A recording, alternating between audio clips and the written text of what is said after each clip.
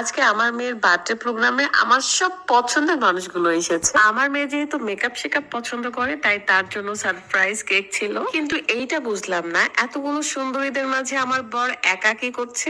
আর special মানুষদের কাছ থেকে স্পেশাল গিফট তো থাকছেই। চলেন আজকে সব সুন্দরী মায়েদেরকে নিয়ে এই প্রোগ্রামটা শুরু করা যাক। আসসালামু আলাইকুম, কেমন আছেন সবাই? আমার রুকাইয়া আম্মুর জন্মদিন, হ্যাপি বার্থডে মা। রুকাইয়ার দাদা দাদি এবং তার আব্বু খুব সুন্দর সুন্দর স্পেশাল গিফট নিয়ে এসেছে। রুকাইয়া তো ভীষণ খুশি এবং তার হাতে খুব সুন্দর লাগছিল। যেহেতু আজকে আমাদের একটা বড় প্রোগ্রাম রয়েছে মানে বাহিরে, তো আমিও একটু টুকটাক রেডি হয়ে নিলাম। রাজশাহীতে খুব সুন্দর সুন্দর কিছু রেস্টুরেন্ট আছে এবং কনভেনশন হল রয়েছে।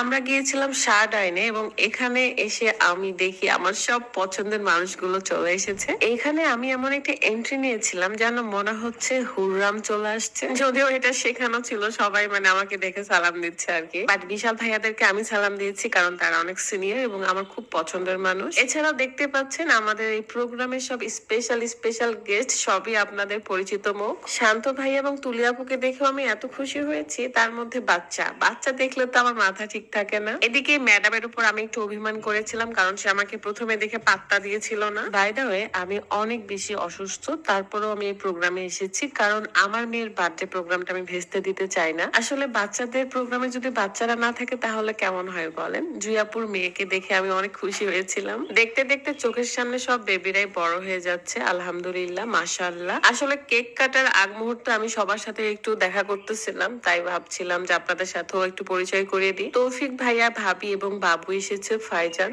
আর ফাইজানও আমাকে ভীষণ ভালোবাসে, আদর করে। খুব স্পেশাল স্পেশাল কেক রয়েছে কারণ সে মেকআপ শেকআপ ভীষণ পছন্দ করে আমার মতো, তাই মেকআপের আইটেম দিয়ে একটা কেক বানানো হয়েছিল। কেক কাটার আগে সব সুন্দরীদের সাথে একটু হেঁটে নিচ্ছিলাম। মিকি মাউসও ছিল আমাদের প্রোগ্রামে। সো আমাদের এই প্রোগ্রামটা খুব সুন্দর হয়েছে, আলহামদুলিল্লাহ। আমি চাই আমার মেয়ের জীবনে পৃথিবীর সব সুখ আসুক, সে যেন কষ্ট না পায়। কষ্ট ছাড়া জীবন চলে না, কিন্তু যতটুকু না পাওয়াই ভালো সেটাও যেন না হয় তার জীবনে। যতদিন আমি বেঁচে থাকবো, তার বাবা বেঁচে থাকবে, ততদিন তার কাছে কোনো কষ্ট আসতে দেব না। আপনারা সকলেই আমার মেয়ের জন্য দোয়া করবেন যেন সে অনেক অনেক বড় হয়, আল্লাহ যেন তাকে নেক হায়াত দান করে, সে যেন বড় হয়ে অন্যের কষ্ট বুঝতে পারে, মানুষের পাশে থাকতে পারে, অহংকার যেন আমার মেয়েকে ছুঁইতে না পারে। আরো কত কত দোয়া মন থেকে চলে আসে। আসলে মায়েদের মনে সন্তানদের জন্য দোয়া কখনোই শেষ হয় না। অনুষ্ঠান শেষে রাতের খাবার ছিল, সেখানে পোলাও, রোস্ট, ডাল, গরুর মাংস, সালাদ, পানি,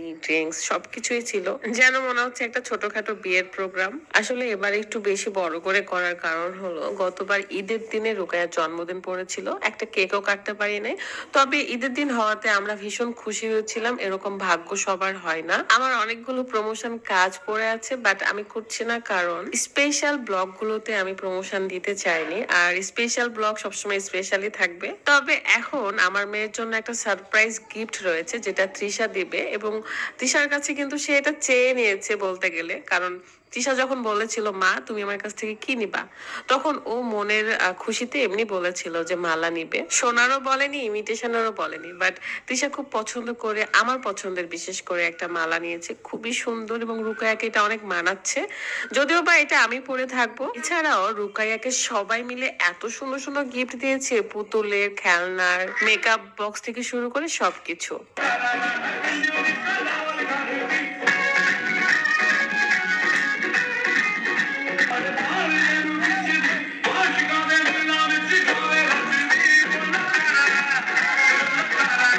তারপর ছেলেরা মিলে একটু নাচানাচি করতেছিল, মেয়েরাও আমরা খাওয়া দাওয়া শেষে একটু নেচেছিলাম, মানে একটু আনন্দ করতেছিলাম আর কি। অফ ক্যামেরায় আমরা না বেশি মজা করি। সবার শেষে কিন্তু আমরাই খেতে বসেছি। শারডাইন রেস্টুরেন্টের ডেকোরেশনও আমার কাছে ভালো লাগে, আবার খাবারের মানটাও ভীষণ ভালো। সবার শেষে চলে যায় আবার ওই স্টেজে।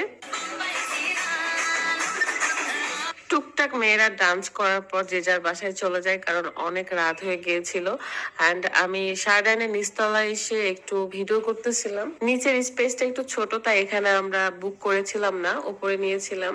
বাট এখানকার ডেকোরেশনটা অনেক বেশি ভালো লাগে, দেখেন মনে হচ্ছে আমি কোনো ফুলের রাজ্যে আছি। তারপর বাপ্পি ভাইয়ার গাড়ি নিয়ে আমি আমার বাসায় নিজে ড্রাইভ করে নেমে যাই, তারপর তাদেরকে ছেড়ে দিই, যে যার বাসায় চলে যায়। বাসায় এসে দেখি রুকায়া সব গিফট খুলেছে, মজা করতেছিল, আমিও একটু খেলা করছিলাম গিফট গুলো নিয়ে। এই তো সবার দোয়া ভালোবাসা নিয়ে আমি ভিডিওটা শেষ করতে চাচ্ছি। ভালো থাকবেন, আল্লাহ হাফিজ, আসসালামু আলাইকুম।